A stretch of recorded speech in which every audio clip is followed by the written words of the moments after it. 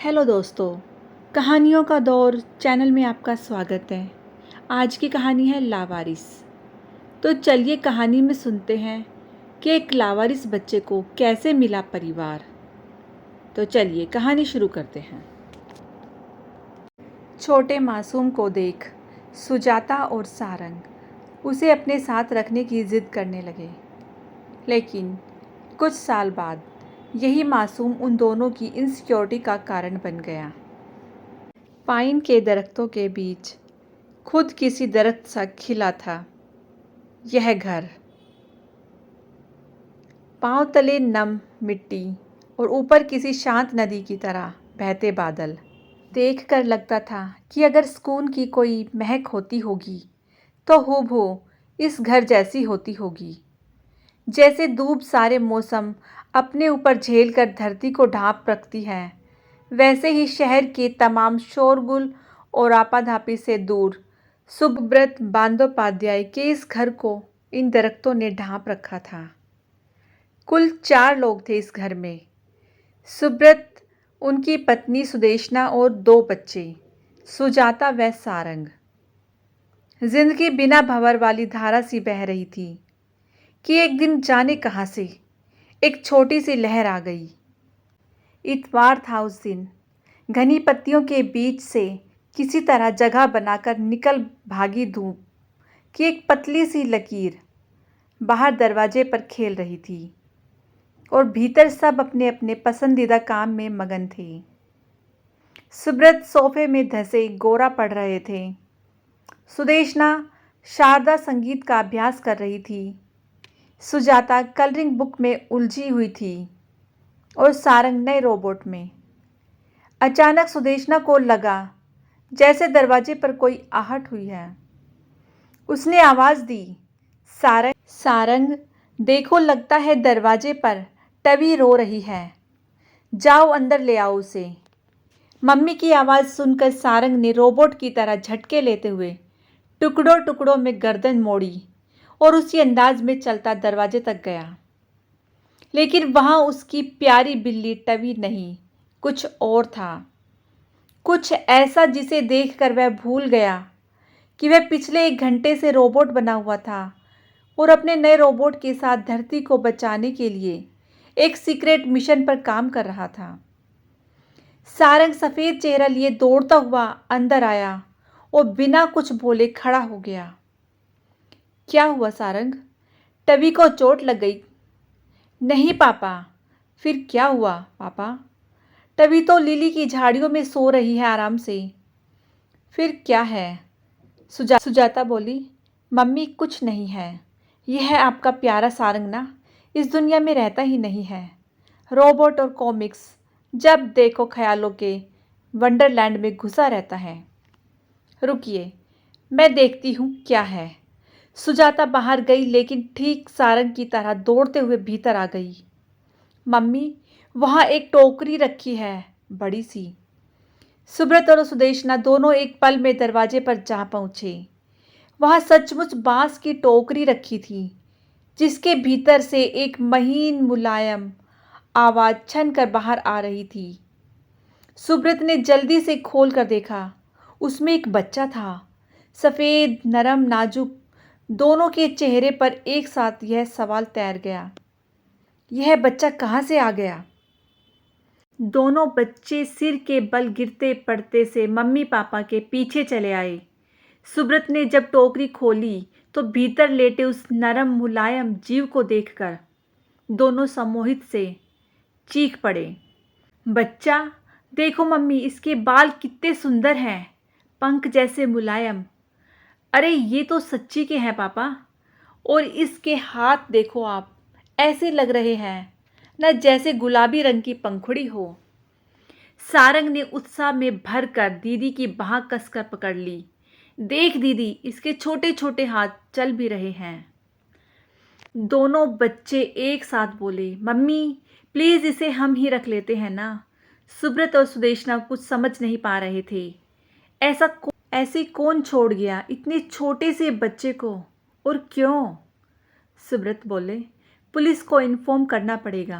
क्या पता किसी ने बच्चा चुराया हो और डर से या किसी दूसरी वजह से यहाँ छोड़ गया हो? हाँ, लेकिन यह सब बाद में सोचेंगे।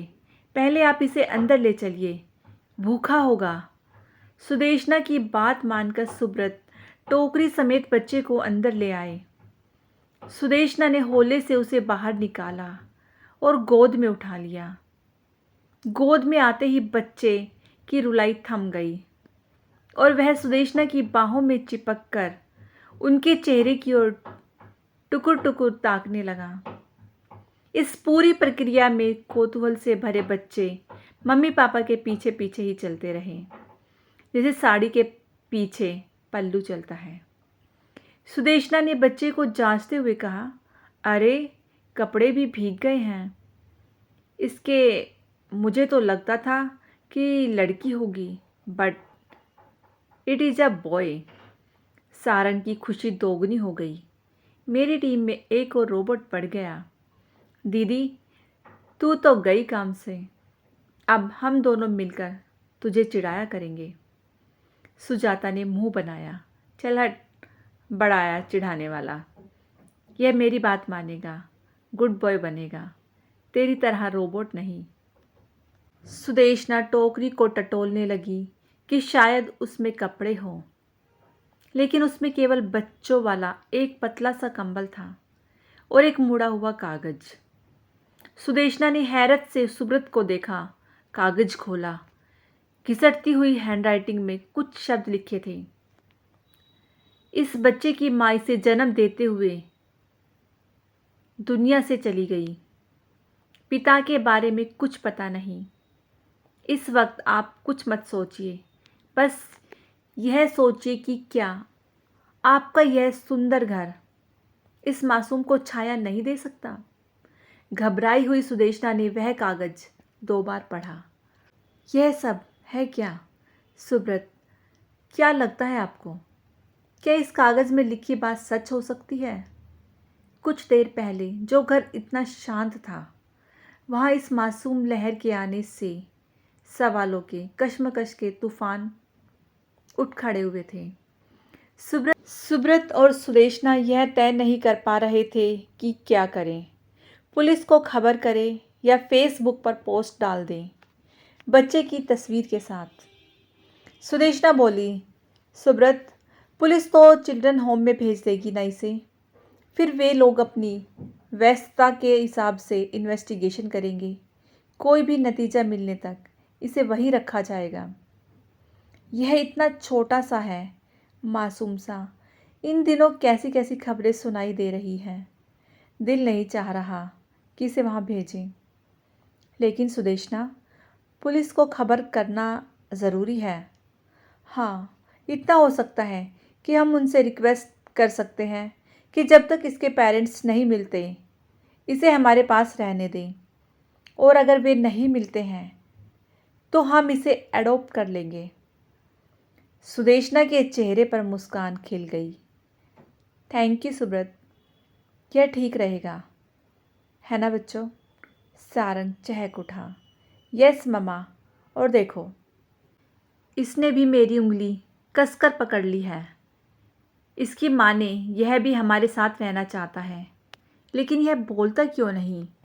सुजाता बोली, इसलिए कहती हूँ खिलौनों के अलावा किताबें भी उठा लिया कर कभी कभी।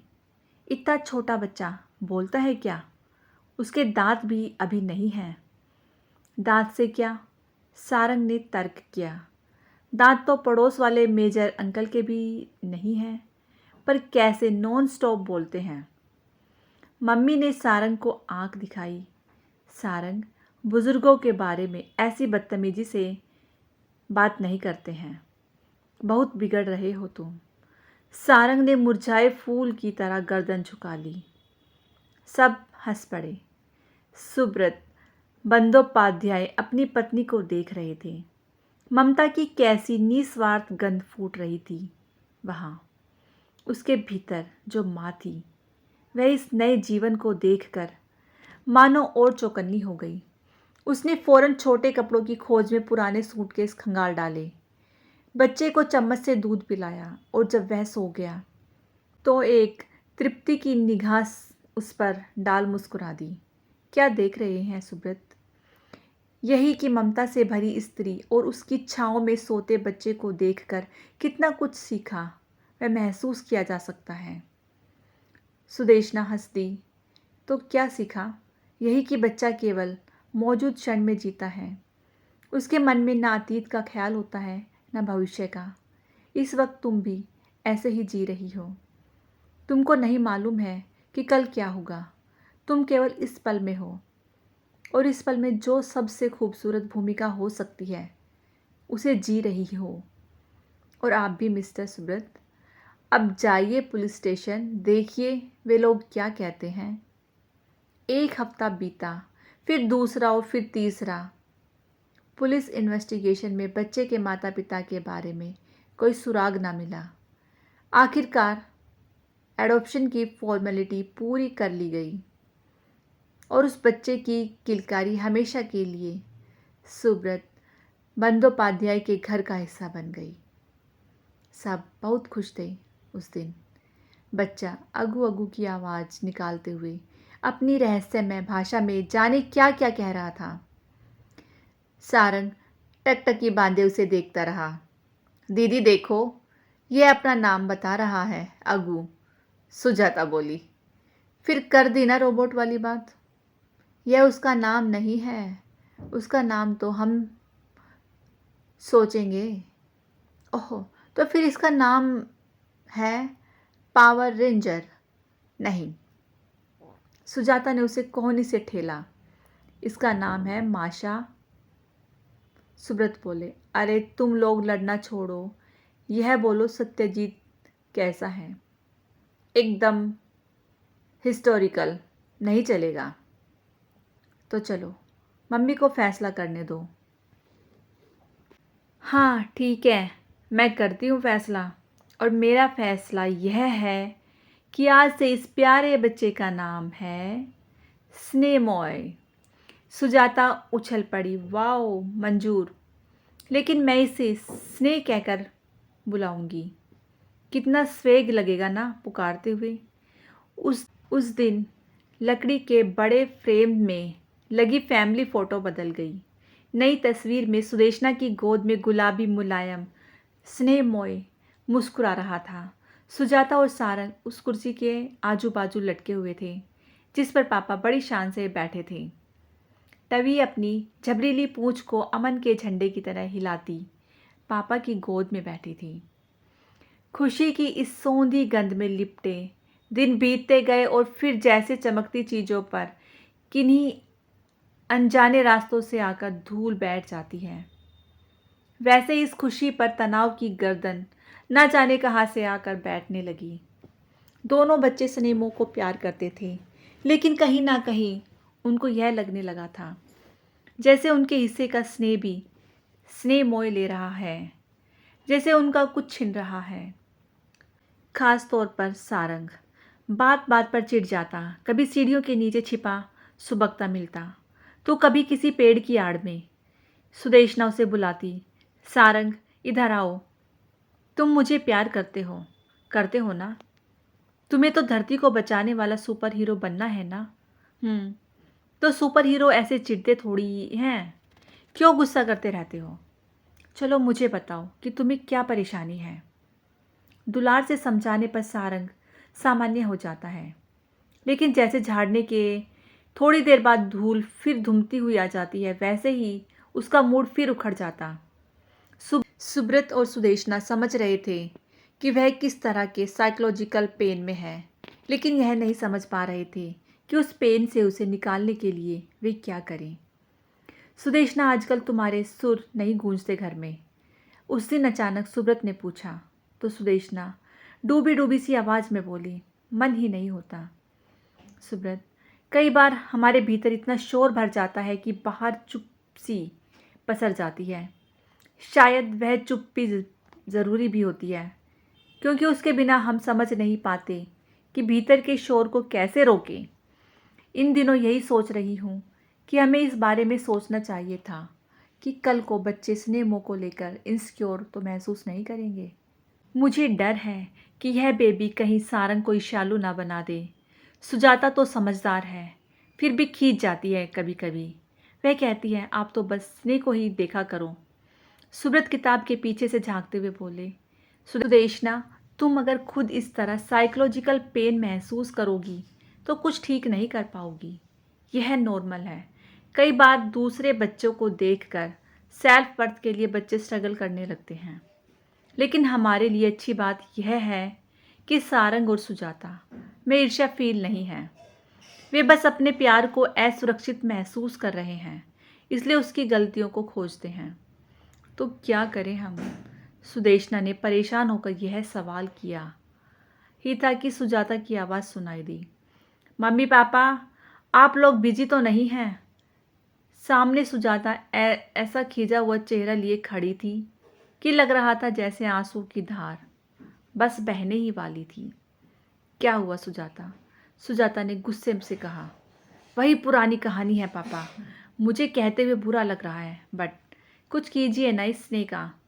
मेरी स्टडी का सारा सामान तहस नहस कर देता है। तभी अभी मेरे पूरे प्रोजेक्ट पर कलर फैला दिया। कल सबमिट करना है मुझे। अब क्या करूँगी मैं? आप लोग कुछ समझा नहीं सकते उसे। वह छोटा है सुजाता, बड़ा हो जाएगा तो नहीं करेगा। तुम और सारंग उसके जितने थे तब तुम लोग भी यही सब करते थे। और बेटा, इरिटेट होना किसी बात का इलाज नहीं है। तुमको थोड़ा पेशेंस रखना पड़ेगा। वह अभी बस 3 साल का है और तुम 15 साल की। समझदार होने दो उसे। खुद ना समझ मत बनो।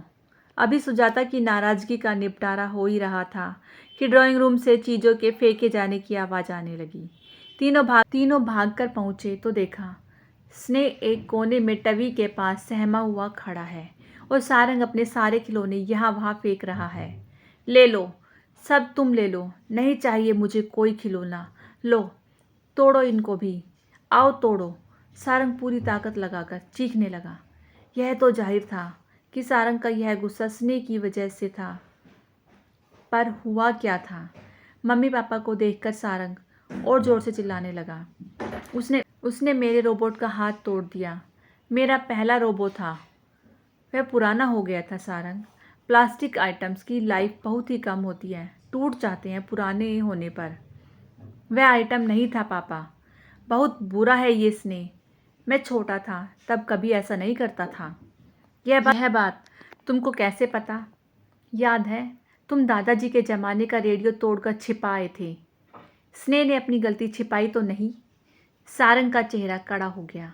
करिए, आप लोग उसी की तारीफ करिए, उसी को प्यार, लेकिन अब कोई भी चैन से नहीं रह सकता इस घर में, खिलौने तक नहीं।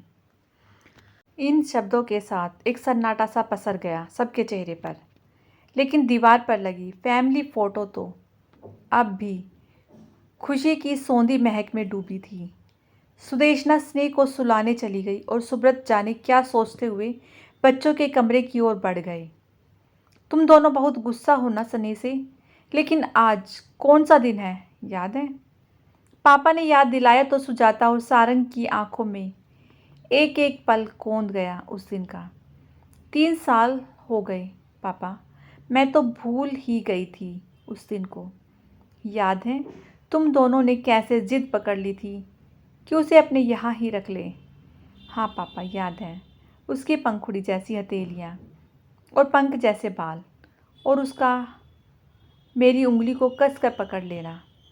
सुब्रत धीरे से बोले, लेकिन अब हमें सोचना पड़ेगा कि उसके लिए क्या करना है। मैंने और तुम्हारी मम्मी ने सोचा है कि 2 साल बाद उसे बोर्डिंग स्कूल भेज देंगे। उसकी बढ़ती शरारतों और तुम दोनों की शिकायत का शायद यही एक सॉल्यूशन है।